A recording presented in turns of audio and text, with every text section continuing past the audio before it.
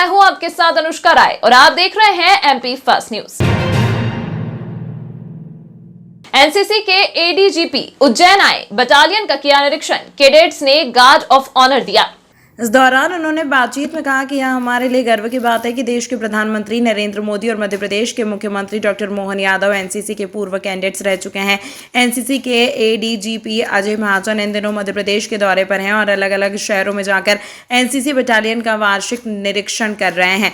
इसी के तहत वहां आज उज्जैन आए और देवास रोड स्थित 10 एमपी एनसीसी बटालियन पहुंचकर निरीक्षण किया। इसके बाद एडीजीपी ने एनसीसी के अधिकारियों से परिचय प्राप्त कर जानकारी ली। निरीक्षण के बाद एडीजीपी अजय महाजन ने मीडिया के साथ बातचीत करते हुए कहा कि एनसीसी का मूल उद्देश्य एक अच्छे नागरिक का निर्माण करना है। फिलहाल देश में 17 लाख एनसीसी कैडेट्स हैं, जिनकी संख्या बढ़कर 25 लाख किए जाने का लक्ष्य है। एडीजी एनसीसी मध्य प्रदेश और छत्तीसगढ़ भोपाल से आज उज्जैन आया हूँ। आज मैं 10 एमपी को विज़िट करूँगा और उसके बाद यहाँ से जो हमारा यूनिट नीमच में है उसमें जाएंगे, रतलाम में जो यूनिट है उसके पास जाएंगे और वापस आते समय फिर आरटी बैटरी के पास आएंगे। सर क्या कुछ देखिए, एनसीसी का जो मेन मुद्दा है वो कैडेट्स को ट्रेन करके एक देश के अच्छे नागरिक बनाना है। साथ ही साथ हम जब उनको एक देश का अच्छा नागरिक बनाने की ट्रेनिंग देते हैं, साथ में उनको आर्मी, एयरफोर्स, नेवी या पुलिस, बीएसएफ उसको भी ज्वाइन करने का, ताकि उनको मौका मिल सके, उस प्रकार की मिलिट्री ट्रेनिंग भी देते हैं। एनसीसी के कैडेट यदि आप देखा जाए हिस्ट्री को देखें तो बहुत ही दिग्गज टाइप के हमारे देश के जो लोग हैं वो एनसीसी कर चुके हैं। जैसे सुभाष चंद्र बोस जी एनसीसी के हैं, मोरारजी देसाई एनसीसी से हैं, ठीक है। मिस्टर गॉडरेज हैं वो एनसीसी से रहे हैं, सुषमा स्वराज एनसीसी हैं, किरण बेदी एक्स एनसीसी हैं। जो स्पोर्ट्स में देखा जाए राजवर्धन राठौर एक्स एनसीसी हैं, हेमा दास एक्स एनसीसी हैं। हमारे पुराने सर्विस के जो चीफ रहे हैं जनरल रावत थे, बाद में सीडीएस बने, वो एनसीसी के हैं। नेवल चीफ अरुण भागवत वो एक्स एनसीसी हैं। और यदि अभी दिल्ली में टॉप हायरार्की देखा जाए तो हमारे पूज्य प्रधानमंत्री साहब एक्स एनसीसी, रक्षा मंत्री राजनाथ सिंह जी एक्स एनसीसी, रक्षा राज्य मंत्री अजय भट्ट जी एक्स एनसीसी। और सबसे बड़ी बात है कि जो अभी स्टेट के चीफ मिनिस्टर बने हैं डॉक्टर मोहन यादव जी, वो भी एक्स एनसीसी कैडेट हैं और इसी पलटन के, यानी कि उन्होंने जो एनसीसी का ट्रेनिंग लिया था तो 10 एमपी बटालियन से ट्रेनिंग लिया था, जो कि हमारे लिए एक बड़े गर्व की बात है कि यहाँ पे हमारे प्रधानमंत्री भी एक्स एनसीसी कैडेट हैं और हमारे चीफ मिनिस्टर हैं जो स्टेट के, वो भी एक्स एनसीसी कैडेट हैं। सर एनसीसी को देखिए, पूरे ना केवल भारत में बल्कि यदि हम पूरी दुनिया देखें तो एनसीसी पूरी दुनिया की सबसे बड़ी वॉलंटियर यूनिफॉर्म फोर्स है। तो यानी कि ना केवल भारत में ये सबसे बड़ी ऑर्गेनाइजेशन है यूनिफॉर्म वॉलंटियर ऑर्गेनाइजेशन, बल्कि पूरे वर्ल्ड के अंदर ये लार्जेस्ट फोर्स है। और इसके अंदर आज की डेट में हमारे पास 17 लाख कैडेट हैं नेशनल लेवल पे, बल्कि पूरे इंडिया लेवल पे। और आदेश अनुसार अभी इसको बढ़ाया जाएगा। पीएमओ ऑफिस का आदेश है कि एनसीसी का और विस्तार हो, और अभी हम इसको 17 लाख से 25 लाख लेके जाएंगे। इसी पर स्टेट मिनिस्ट्री के साथ या स्टेट गवर्नमेंट के साथ हमेशा वो रहा है कि हमें ग्रुप लेवल के ऊपर एक ट्रेनिंग नगर बनाना है, जिसके लिए पहले हमारे पास इंदौर में लैंड था, वो किसी कारणवश वो लैंड हमसे लेकर किसी और एजेंसी को दे दिया गया। अभी कोशिश कर रहे हैं कि दोबारा इंदौर के अंदर हमें उतनी ज़मीन मिल सके जिसके अंदर हम एक ट्रेनिंग एकेडमी बना सकें, जिसमें हमारे कैडेट्स के लिए फिर आसान हो जाएगा वहाँ पे कैंप अटेंड करना। तो ग्रुप कमांडर साहब ने पूरी कोशिश कर रखी है, और अभी तो सीएम साहब भी एक्स एनसीसी कैडेट, अभी देखते हैं वो कब इस यूनिट को विज़िट करेंगे। फिर हम प्रस्ताव रखेंगे उनके सामने कि यदि उज्जैन के अंदर वो एक ट्रेनिंग एकेडमी हमारे को बना के दे दें तो फिर तो सोने पे सुहागे वाली बात है। प्रमुख पेंशनर्स एसोसिएशन संघर्ष समिति ने 7 सूत्री मांगों को लेकर मुख्यमंत्री के नाम कलेक्टर को सौंपा ज्ञापन।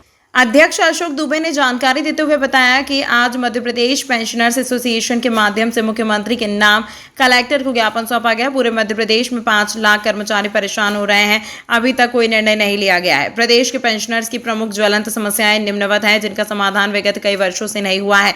मध्य प्रदेश छत्तीसगढ़ पुनर्गठन अधिनियम 2000 की धारा 49 में सहमति का कोई प्रावधान नहीं है। 7 सूत्री मांगों को लेकर उन्होंने मुख्यमंत्री को ज्ञापन सौंपा है, जिसमें धारा 49(6) हटाने की प्रमुखता से मांग की गई। साथ ही उन्होंने महंगाई भत्ता केंद्र के समान देने की मांग की है।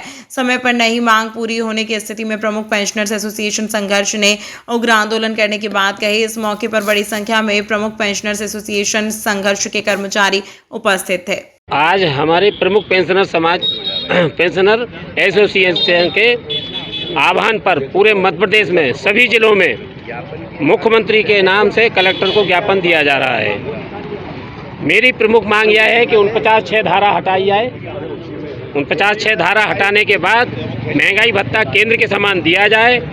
अगर ये सभी मांगें मंजूर नहीं होती हैं तो उग्र आंदोलन किया जाएगा।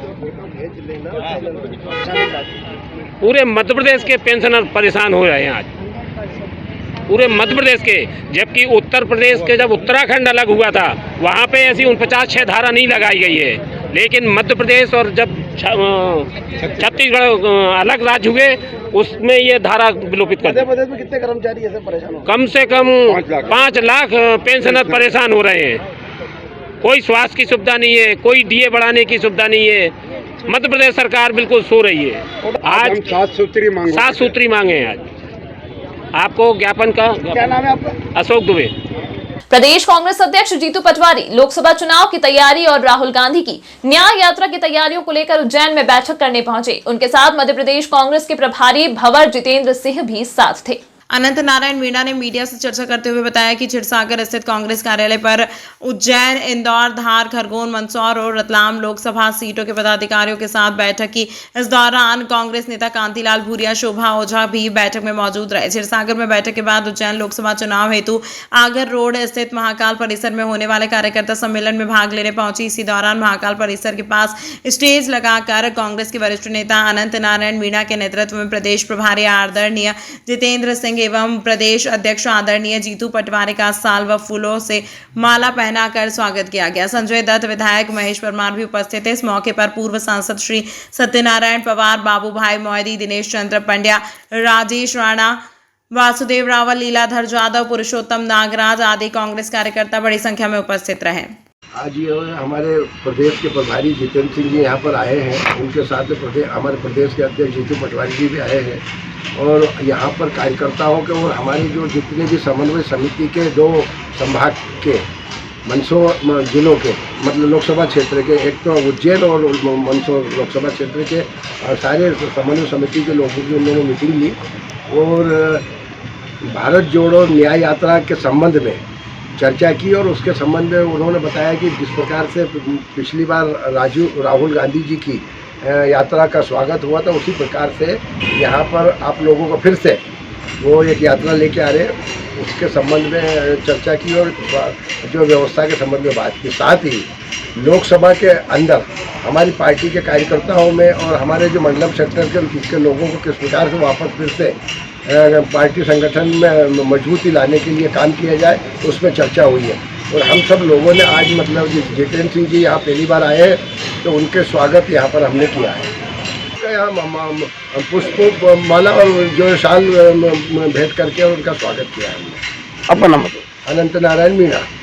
आरएसएस प्रमुख डॉक्टर मोहन भागवत 6 फरवरी से 8 फरवरी तक 3 दिनों तक उज्जैन में रहेंगे। इस दौरान वे सम्राट विक्रमादित्य भवन में कार्यकारिणी की बैठक में शामिल होंगे।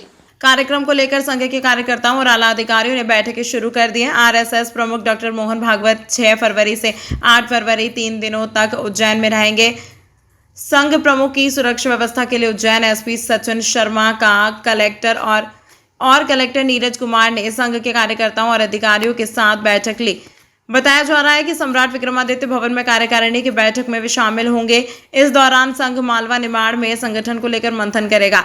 मालवा संघ का सबसे बड़ा केंद्र माना जाता है, जिसमें उज्जैन की भूमिका भी सबसे अहम रहती है। ऐसे में माना जा रहा है कि संघ प्रमुख प्रांत के प्रमुख पदाधिकारियों के साथ साल भर के कामकाज की समीक्षा कर आगे का टारगेट तय करेंगे। इस बैठक में संघ प्रमुख डॉक्टर मोहन भागवत के साथ सर कार्यवाह दत्तात्रेय होसबाले और सह कार्यवाह मनमोहन वैद्य, अरुण कुमार, कृष्ण गोपाल समेत 7 बड़े पदाधिकारी शामिल हो सकते हैं। कलेक्टर नीरज कुमार सिंह द्वारा मंगलवार को प्रशासनिक संकुल भवन के द्वितीय तल स्थित सभा कक्ष में विभिन्न मामलों में जनसुनवाई की गई। इस दौरान सीईओ जिला पंचायत मृणाल मीना, अपर कलेक्टर MS कवचे द्वारा अन्य मामले में जन सुनवाई की गई। घटिया निवासी मांगेलाल ने आवेदन दिया कि उन्होंने भवन निर्माण हेतु एक फाइनेंस कंपनी से कुछ साल पहले ऋण प्राप्त किया था। उनके द्वारा समय पर ऋण की किश्त जमा की गई थी, परंतु कंपनी द्वारा लेन देन के हिसाब में उनके साथ धोखाधड़ी की गई। इस पर LDM को पूरे मामले की जांच करने के निर्देश दिए गए हैं। इस पर SDM खाचरोद के नियमानुसार कार्यवाही करने के निर्देश दिए गए। उज्जैन निवासी भारती सुखनानी ने आवेदन दिया कि बहादुरगंज में स्थित शासकीय रास्ते पर कुछ लोगों द्वारा अतिक्रमण कर कब्जा कर लिया गया, साथ ही नाली से पानी की निकासी भी बंद कर दी गई है। इस पर आयुक्त नगर पालिक निगम को जांच कर तुरंत कार्यवाही करने के निर्देश दिए गए।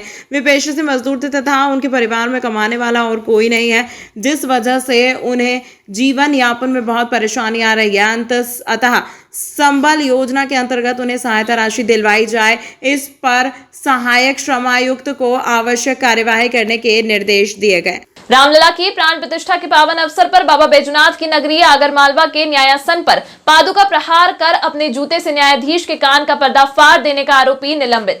अधिवक्ता नितिन अटल, जो इस गंभीर अपराध में पूर्व वर्ष 2013 में आगर पुलिस द्वारा पंजीबद्ध 3 गंभीर अपराधों का भी आरोपित है, जिनके विचारण को रोकने तथा बहुमूल्य शासकीय भूमियों की अफरा तफरी के अपराधों जो आजीवन कारावास से भी दंडनीय है, उनसे बचने के लिए ही न्यायपालिका के विधिपूर्ण प्राधिकार का पिछले 10 वर्षों से निरंतर असत्य प्रकरणों से गंभीर आवामन का भी अपराधी इस भूमाफिया गिरोह का सरगना है।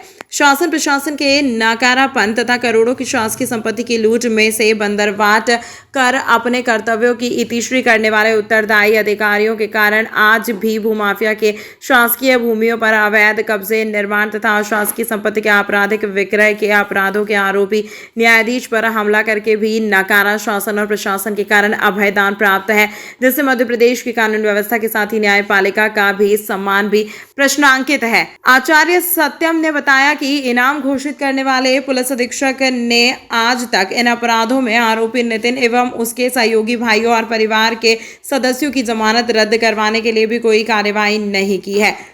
व्यथित होकर आज मुख्य सचिव एवं गृह तथा विधि सचिव, मध्य प्रदेश शासन एवं पुलिस महानिदेशक के साथ ही उज्जैन संभाग एवं आगर जिले के प्रशासन एवं पुलिस के उत्तरदायी अधिकारियों को अविलंब न्याय प्राप्ति का सूचना पत्र प्रेषित किया जा रहा है और अवैध निर्माणों के संबंध में कारगर कार्यवाही प्रारंभ नहीं की गई तो न्याय प्राप्ति हेतु मध्य प्रदेश उच्च न्यायालय के समक्ष लोकहित याचिका प्रस्तुत की जाएगी। मैं सत्यनारायण पुरोहित अधिवक्ता, मैं अखाड़ा परिषद द्वारा घोषित आचार्य भी हूँ। मैं विधि व्यवसाय वकालत का व्यवसाय करता हूँ सन 83 से। मैं आगर मालवा जो है हमारा उज्जैन संभाग में, वहाँ भूमाफिया गिरोह है जिसका सरगना नितिन कुमार अटल वकील रहा है। उसने 1 अरब रुपए मूल्य की शासकीय संपत्ति, शासकीय ज़मीनों पे कब्जा कर रखा है। उन पे अवैध निर्माण करते हैं, उन ज़मीनों को बेचते हैं। और 2013 में नितिन अटल और इसके 2 भाई, सुमित अटल और एक और अटल है, 3 भाई, ये तीनों भाई, इनके परिवार की महिलाएं और भूमाफिया गिरोह के और सदस्य, 2013 से इनके खिलाफ 3 अपराध आगर थाने में दर्ज हैं, जिनमें आज तक कार्रवाई प्रारंभ नहीं हो पाई। सत्र प्रकरण का सेशन ट्रायल का विचारण निर्णय शुरू नहीं करने दिया है। और इसी से संबंधित केस में ये 22 जनवरी को जब रामलला का प्राण प्रतिष्ठा हो रही थी अयोध्या में, इसने एक फर्जी वकालतनामा, एक वकील के फर्जी दस्तखत करके पेश किया, जिस पर आपत्ति की। कोसर खान हमारी जूनियर अधिवक्ता है, उनने आपत्ति की कि साहब इसने फर्जी दस्तखत करके वकालतनामा पेश किया, ये आरोपी है नितिन अटल। तो इसने वकालतनामा छीनने की कोशिश की। जज साहब ने कभी कोर्ट में पेश कर चुके आप।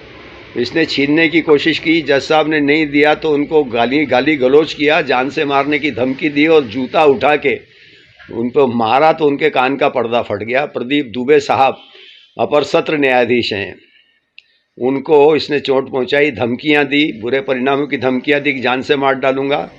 और फिर जब बीच बचाव किया कर्मचारियों ने और इनने, तो ये वहाँ से भाग गया। एसपी आगर ने जब 3 दिन तक ये गिरफ्तार नहीं हुआ तो एसपी आगर ने इसके खिलाफ इनाम घोषित कर दिया 10,000 रुपये का, इसको फरार घोषित करके। ये इसके खिलाफ FIR है, जिसमें 3 धाराएं हैं, 332, 353, 294 और 506।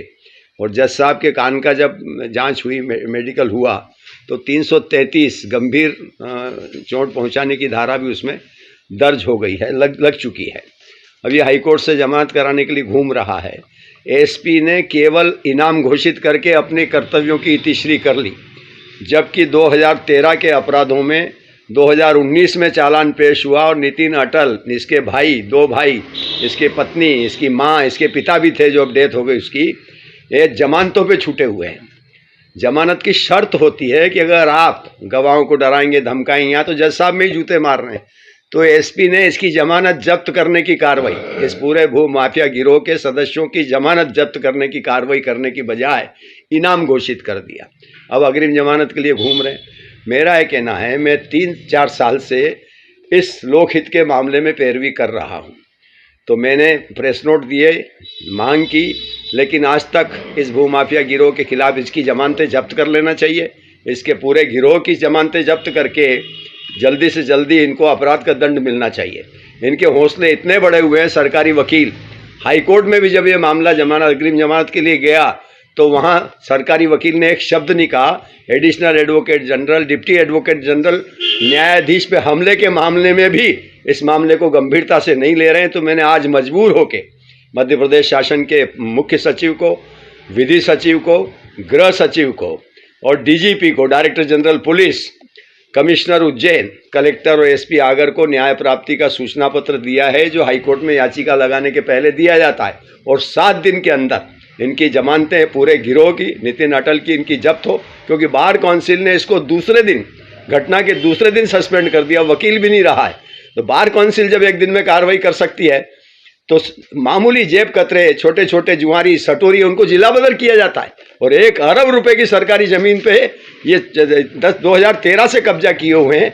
आज तक इनको पुलिस का संरक्षण मिल रहा है, सरकार का संरक्षण मिल रहा है। इसलिए शासन प्रशासन के मैंने आज नोटिस दिया है, और अगर वो इसके खिलाफ कार्रवाई नहीं करते, इनकी जमानतें जब्त नहीं करते, तो मैं हाईकोर्ट में याचिका लगूंगा। धन्यवाद। मैं सत्यनारायण पुरोहित, पहले बताया ना, आज अधिवक्ता हूँ। तमाम महत्वपूर्ण खबरों के लिए देखते रहिए MP फर्स्ट न्यूज।